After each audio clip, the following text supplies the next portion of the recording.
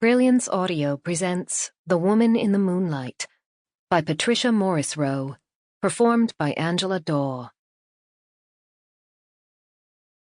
Part 1. 1. Vienna, 1799. His hands terrified me.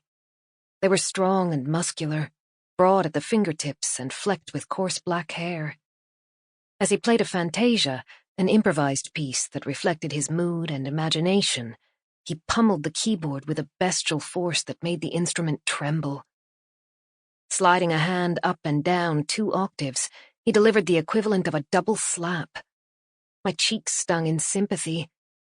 He scowled and grunted, the shadow of a beard eclipsing the lower part of his face. Was the great Ludwig van Beethoven turning into a werewolf? My mother and I had been waiting for my Hungarian relatives at the Golden Griffin, a modest inn not far from the Count Narrator theatre. Through charm and sheer persistence, Josephine and Therese had managed to persuade the greatest pianoforte virtuoso in Vienna to give them music lessons during their holiday. Aunt Anna had even rented a volatile pianoforte, which barely fit through the door, receiving numerous scrapes and an ugly abrasion that ran down its leg like a knife wound. I'd been living in Vienna for the past year, but had never heard Beethoven perform.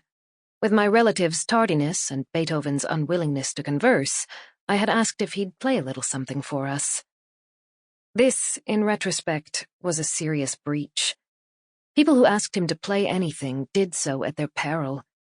Beneath a vaulted ceiling, with hunting trophies on the walls, he unleashed the musical equivalent of rage, teasing us with multiple climaxes and playing louder and faster until I feared my heart would burst.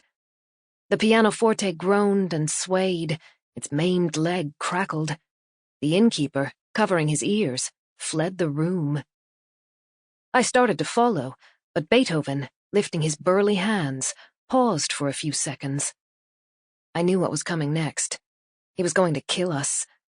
But he suddenly played a melody that was so tender, so exquisitely sensitive, that I couldn't believe that it flowed from the same surly individual. I looked at his hands again. They had now assumed the graceful contours of a gentle lover, caressing his innocent bride. I felt lightheaded, imagining those hands around my waist, warm, still vibrating with passion.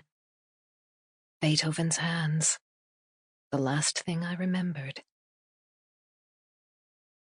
Looking back, I can still see Beethoven tugging at his right ear while gazing down at... Sample complete. Ready to continue?